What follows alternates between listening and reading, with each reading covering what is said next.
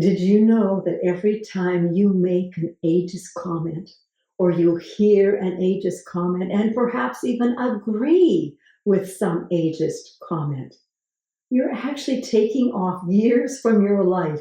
Hi, I'm Gail Jervis, and welcome to Life Beyond 65. So how many of these phrases do you recognize? Perhaps you've even said one of these comments. You can't teach an old dog new tricks. I've misplaced my keys. I must be having a senior moment. Oh, he's over the hill. She's past her prime. I'm getting too old to learn all this new technology. Age is just a number, but you're pushing it. You're as young as you feel. She's too old to be wearing that style of clothing, don't you think? Older people are so set in their ways they can't adapt to new technology.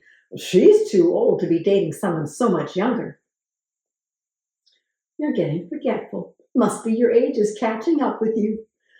In today's episode, I'll be sharing some research findings that Becca Levy, a social scientist and a leading expert on successful aging, shares in her book, Breaking the Age Code.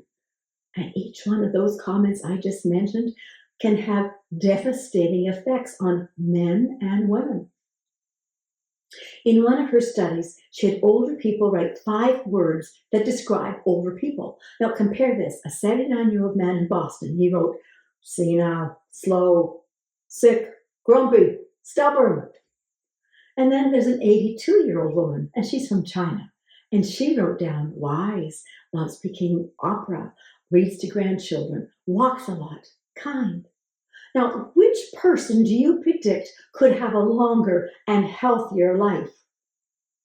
Well, first of all, you may want to live in Japan or China, since our culture particularly impacts how you and I age. The Japanese not only have a respect for the aged day, every day the aged are respected. There's even manga books, and they're popular comic books, but they're popular comic books for all ages, and they even include stories of older people, in fact, older people falling in love.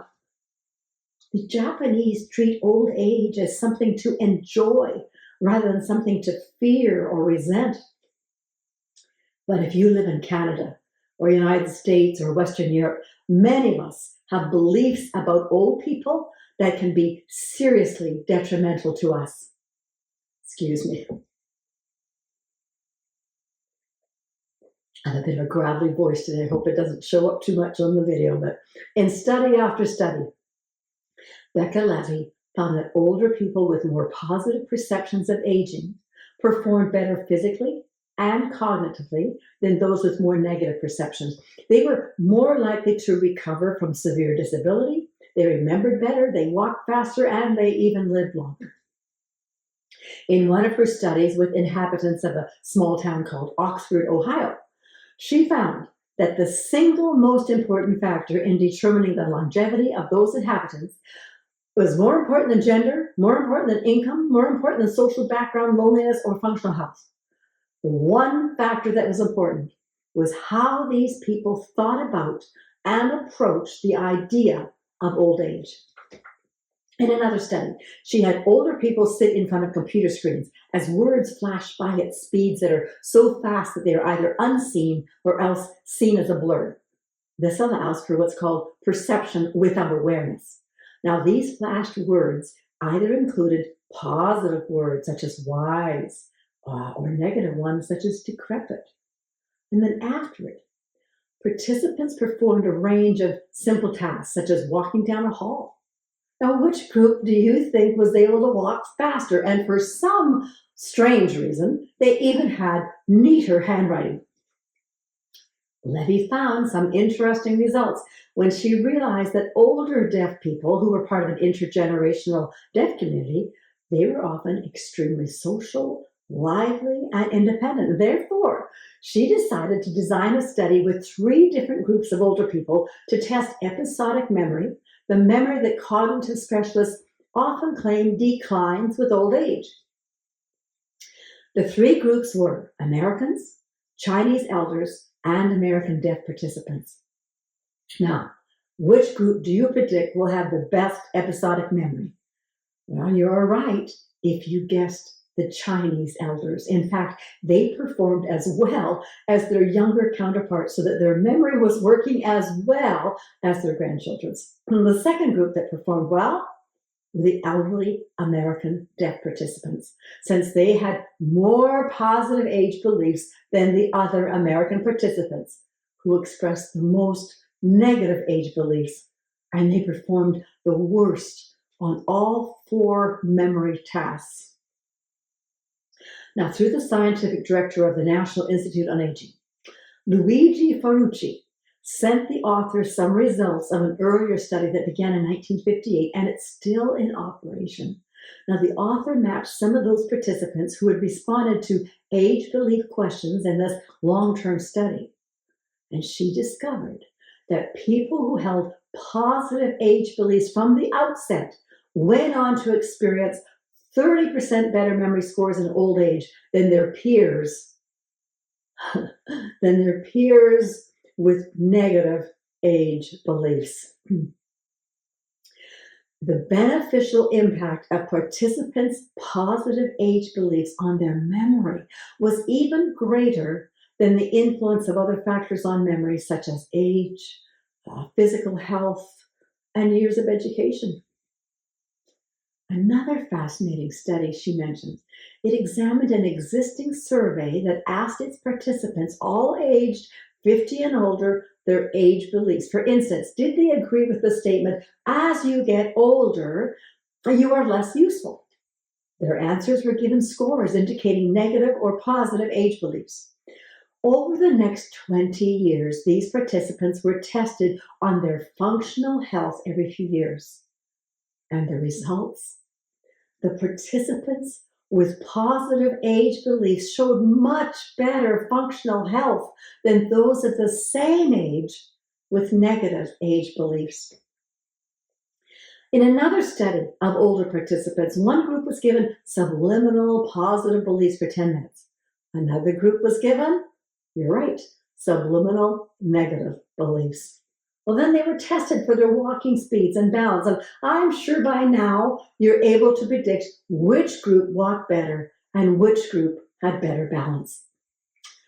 Now, the author also wanted to know if they would have similar results outside their lab, whether the positive effect would actually last longer than the hour in the lab. Therefore, they engaged participants in different senior housing complexes.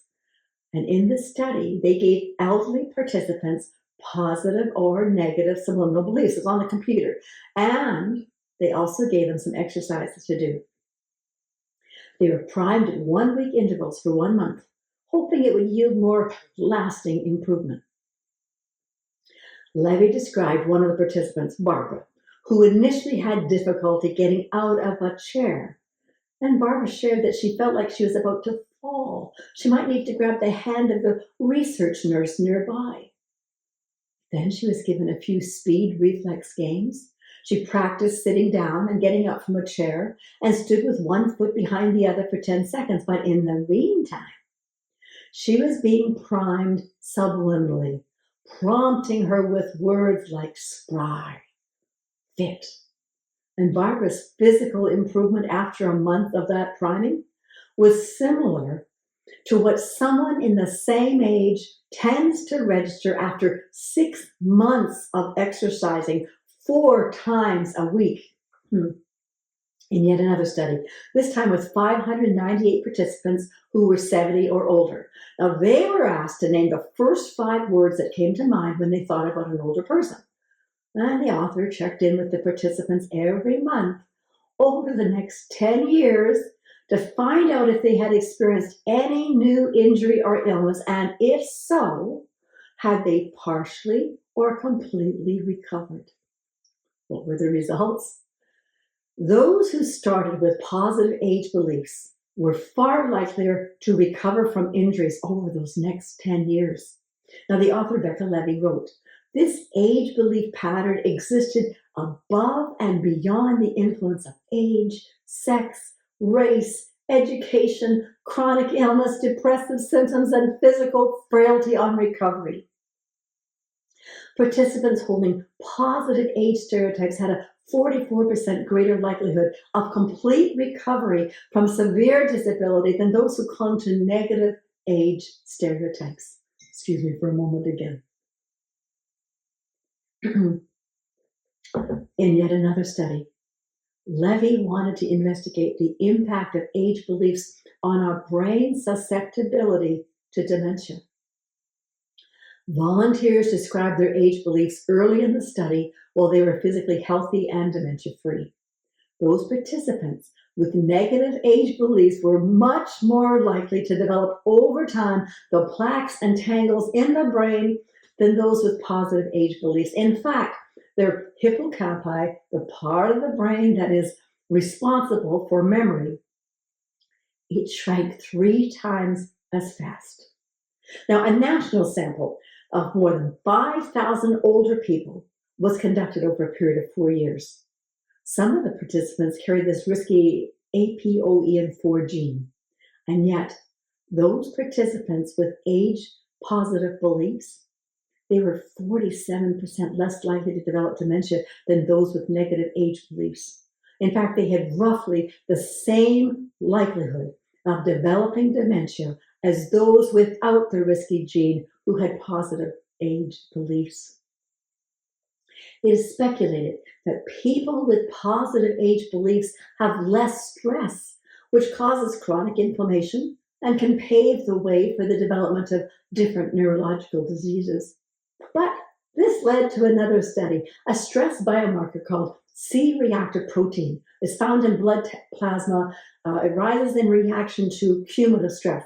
Now, people who die earlier generally have higher CRP levels.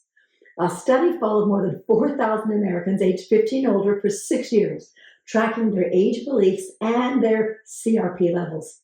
Once again, positive age beliefs predicted lower CRP, which led to longer-term survival.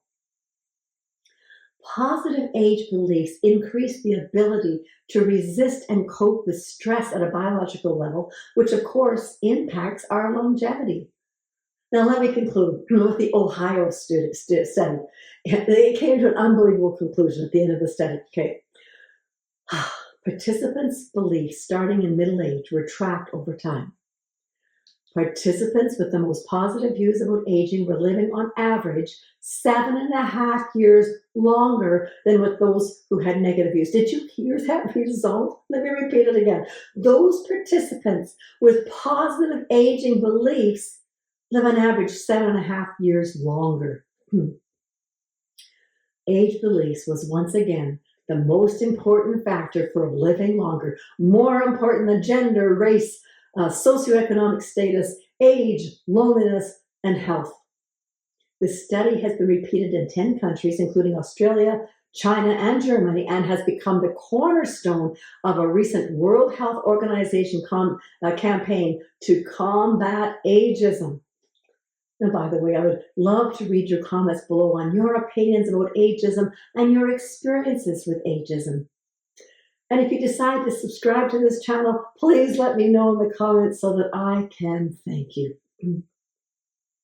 In the meantime, I would like to close with a positive poem about aging by 68-year-old Henry Longfellow when he was asked to speak to his 50th class reunion in 1825. It begins like this. It's too late. Ah, nothing is too late, till the tired heart shall cease to palpitate. Chaucer at Woodstock with the nightingales, at 60 wrote the Canterbury Tales.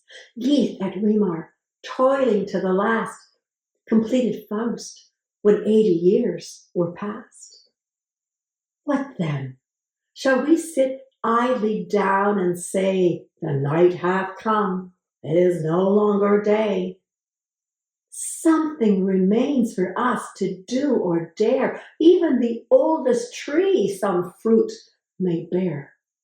For age is opportunity no less than youth itself, though in another dress.